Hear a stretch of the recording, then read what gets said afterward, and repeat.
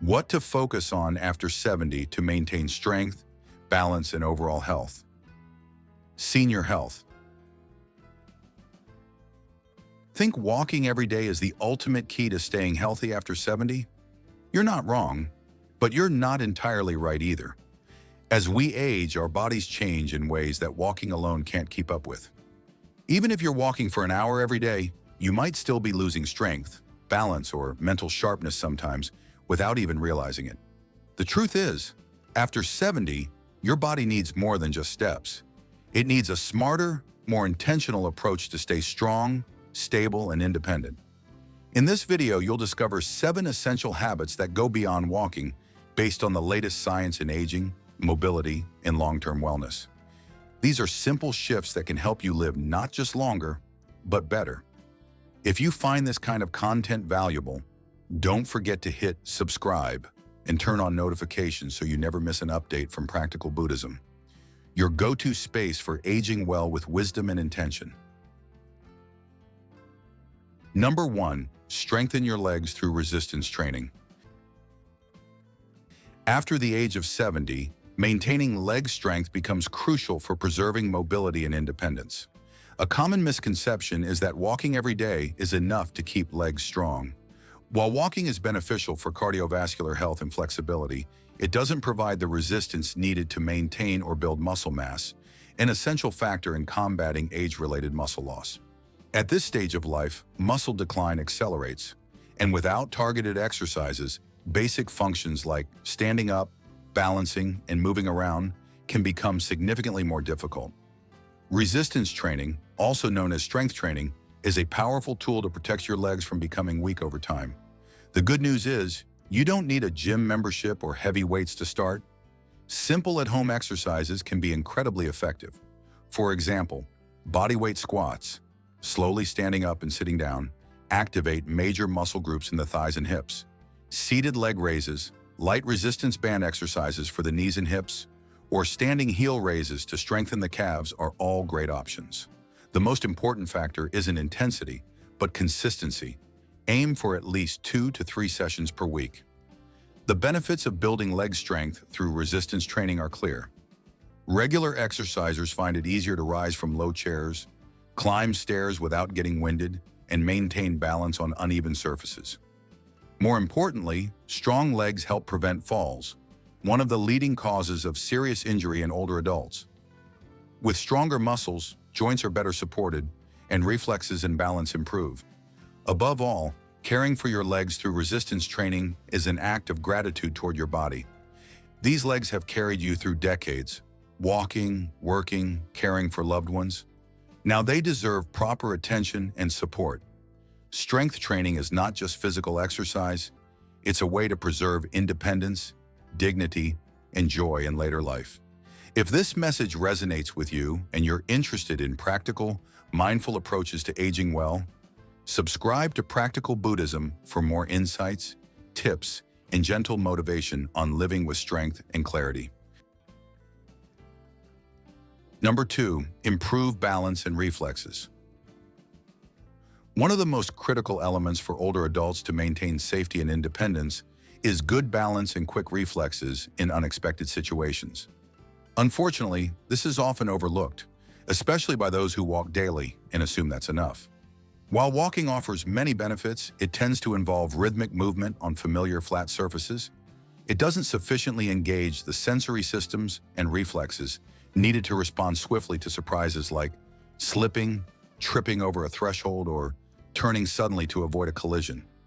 After the age of 70, our nervous system and internal sensory awareness begin to decline, often without us even noticing.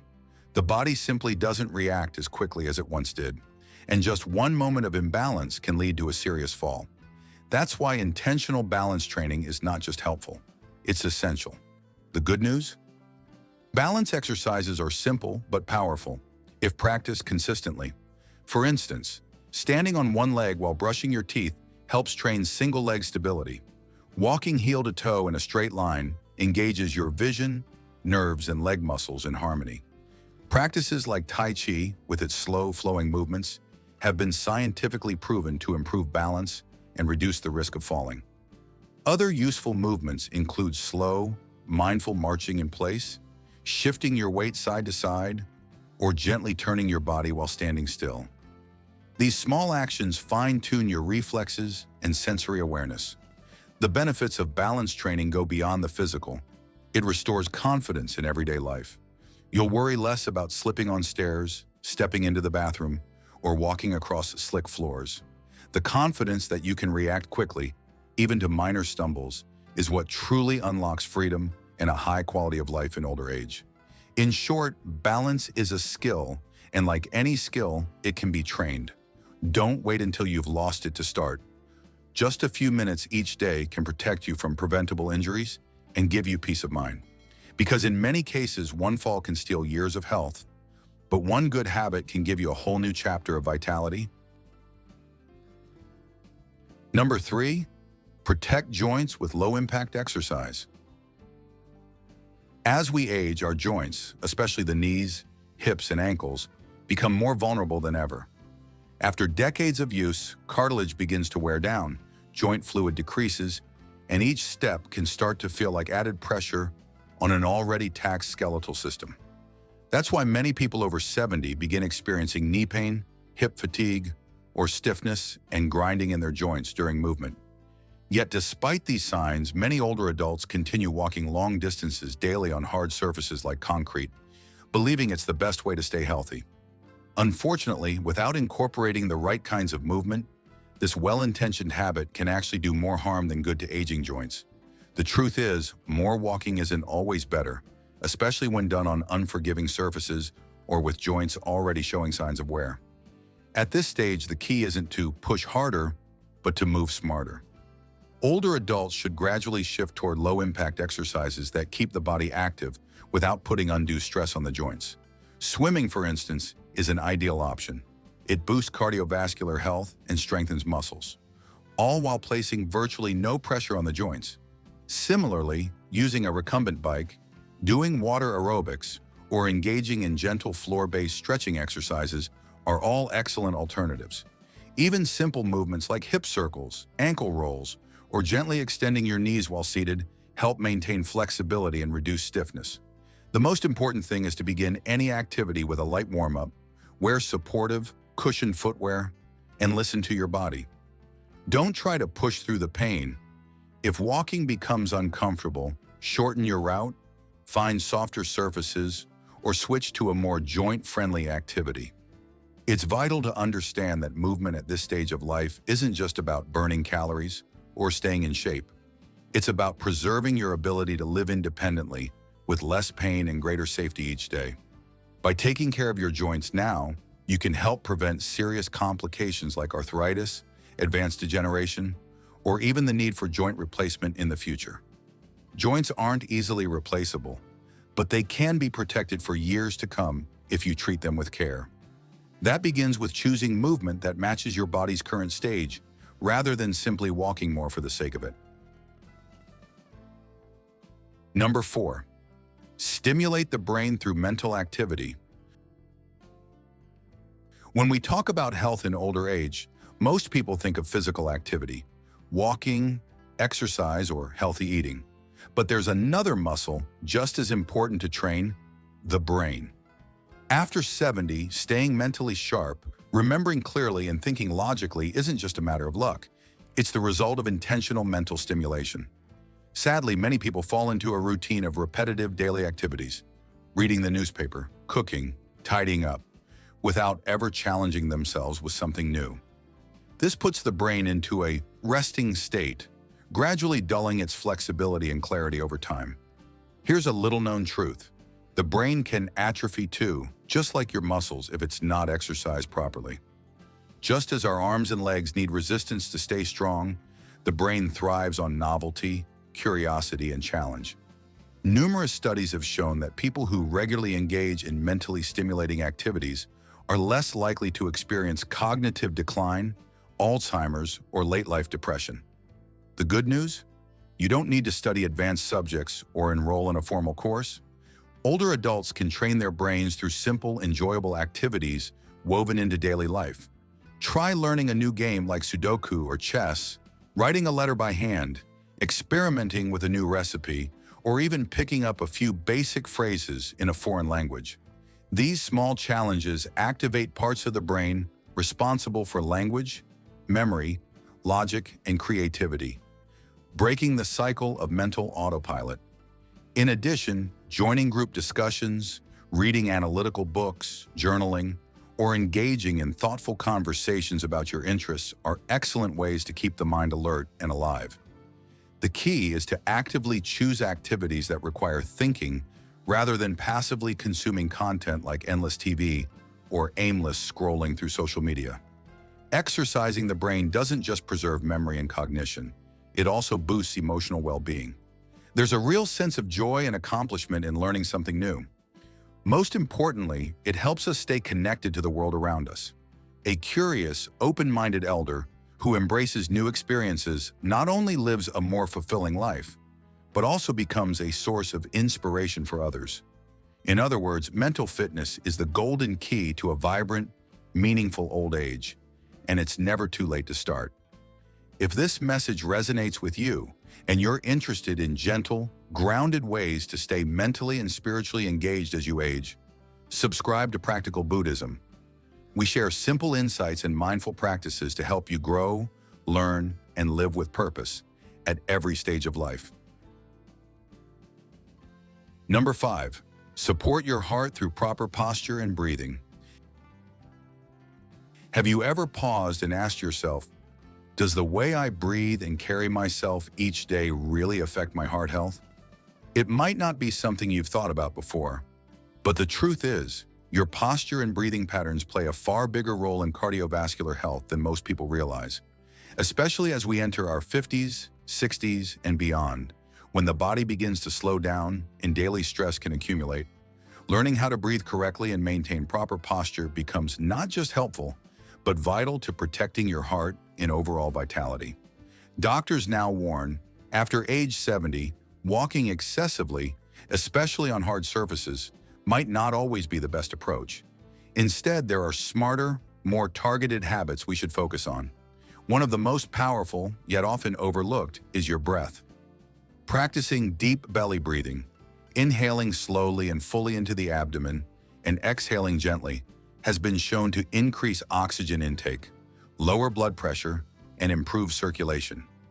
Just 1 minute of mindful breathing each day can be a gift to your heart, completely free, yet deeply valuable. And what about your posture?